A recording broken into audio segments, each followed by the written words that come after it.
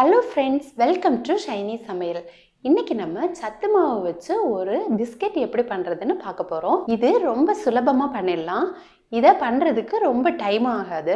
இந்த சத்து மாவில் நான் கேழ்வரகு, மக்காச்சோளம், கொண்டக்கடலை, சிறுதானிய வகைகள் இதெல்லாம் சேர்த்து கிரைண்ட் பண்ணி வச்சுருக்கேன். இதை இப்போ எப்படி பண்ணுறதுன்னு பார்க்கலாம்.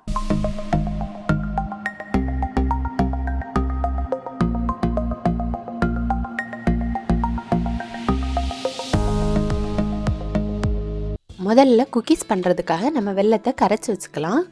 அதுக்காக நான் அரை கப் பொடித்த வெல்லம் எடுத்திருக்கேன். இப்போது இந்த வெல்லத்தில் கொஞ்சமாக ஒரு 3 டேபிள் ஸ்பூன் அந்த மாதிரி தண்ணி சேர்த்தா போதும். தண்ணி சேர்த்து அதை நல்லா கரைச்சி வடிகட்டி எடுத்து வச்சுக்கணும். நீங்கள் வெல்லத்துக்கு பதிலாக ப்ரௌன் சுகர், கருப்பட்டி கூட எடுத்துக்கலாம். நமக்கு வேறு டிஃப்ரெண்ட் ஃப்ளேவரும் கிடைக்கும். நல்லா ஆற விடணும். அடுத்து நம்ம ஒரு பவுலில் 100 கிராம் பட்டர் எடுத்துக்கணும். பட்டர் வந்து ரூம் டெம்பரேச்சரில் இருக்கிற மாதிரி பார்த்துக்கோங்க, இல்லைனா அதை சூடு பண்ணி கரைச்சி வச்சுக்கோங்க. 100 கிராம் பட்டரை எடுத்து அதை நல்லா பீட் பண்ணணும். அது வந்து நல்லா சாஃப்டாக ஃப்ளஃபியாக வர்றது வரைக்கும் நல்லா பீட் பண்ணணும். அப்போ தான் நமக்கு இந்த குக்கீஸ் வந்து சாஃப்டாக கிடைக்கும். நம்ம இதில் பேக்கிங் பவுடர் எதுவும் சேர்க்காதனால பட்டர் வந்து நல்லா பீட் பண்ணி எடுத்துக்கணும். அப்போ தான் நமக்கு இந்த குக்கி வந்து சாஃப்டாக கிடைக்கும். இப்போ பாருங்கள், இது நல்லா சாஃப்டாக கலரெல்லாம் சேஞ்ச் ஆகி நான் அந்த அளவுக்கு பீட் பண்ணி வச்சுருக்கேன். இனி இதில் கொஞ்சம் கொஞ்சமாக வெள்ளைப்பாக சேர்த்து அதையும் பீட் பண்ணி வச்சுக்கணும்.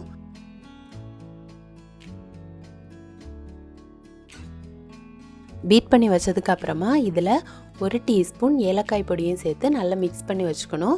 ஒவ்வொரு டைமும் ஒவ்வொரு ஃப்ளேவரில் பண்ணிக்கோங்க, அப்போ டிஃப்ரெண்ட் டேஸ்ட்டில் கிடைக்கும். அடுத்து நான் இதுக்கு 1.25 கப் மல்டிகிரெயின் மாவு எடுத்திருக்கேன். இதை நம்ம கொஞ்சம் கொஞ்சமாக சேர்த்து மிக்ஸ் பண்ணி கொடுக்கணும். இப்போ பாருங்கள், நான் கொஞ்சம் கொஞ்சமாக சேர்த்து மிக்ஸ் பண்ணி கொடுத்துட்டேன்.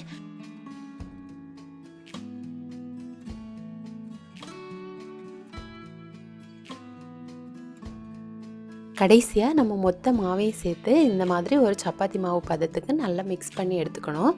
நம்ம இதில் வெல்லம் சேர்க்குறனால நமக்கு இதில் நிறைய தண்ணி பதம் இருக்குது. இப்போ நீங்கள் ப்ரௌன் சுகரெல்லாம் எடுத்தீங்கன்னா அதில் தண்ணி பதம் இருக்காது. அப்போ நீங்கள் அதில் கொஞ்சம் பால் சேர்த்து மிக்ஸ் பண்ணிக்கோங்க. ரொம்ப பாலை ஃபஸ்ட்டே விட்டுடாதீங்க, கொஞ்சம் கொஞ்சமாக சேர்த்து இந்த சப்பாத்தி மாவு பதத்துக்கு நல்லா மிக்ஸ் பண்ணி எடுத்துக்கணும். பாருங்கள், இது இந்த பால் பிடிக்கிற பதத்துக்கு நம்ம மிக்ஸ் பண்ணி எடுத்துக்கணும். நமக்கு எந்த அளவு திக்னஸ் வேணுமோ நம்ம அந்த பதத்துக்கு பால் எடுத்து அந்த ஷேப்பில் இது பிடிச்சி வச்சுக்கலாம். அவன் இல்லாமல் தவாவில் எப்படி பண்ணுறதுன்னு காட்ட போகிறேன். அதுக்காக கொஞ்சம் பால் செய்து வைக்கிறேன்.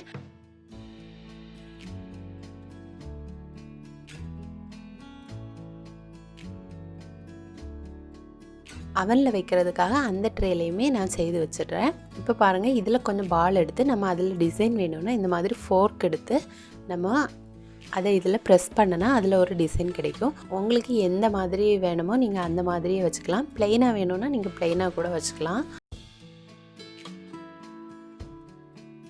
அடுத்து நான் அடுப்பில் இந்த மாதிரி ஒரு தவா எடுத்திருக்கேன். அதை வந்து நல்லா ஃபஸ்ட்டு சூடு பண்ணிக்கணும்.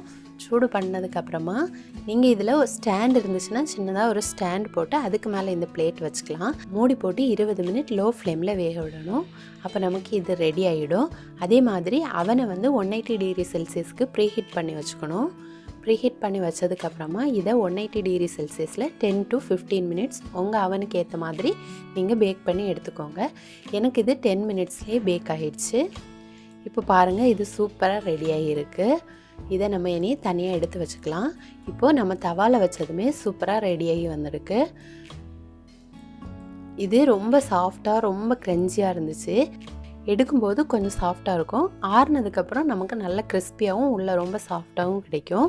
இது ரொம்பவே டேஸ்ட்டாக இருந்துச்சு. இதில் நம்ம பேக்கிங் பவுடர் எந்த ஆர்டிஃபிஷியல் கலருமே சேர்க்காததுனால இது ரொம்ப ஹெல்த்தி. இது பண்ணுறதுக்கும் ரொம்ப டைம் ஆகாது. இதை ஒரு 30 மினிட்ஸில் நம்ம செய்திடலாம்.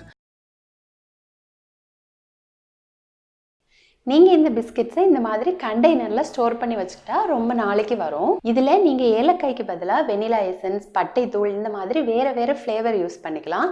அப்போது நமக்கு ரொம்ப டிஃப்ரெண்ட்டாகவும் கிடைக்கும்.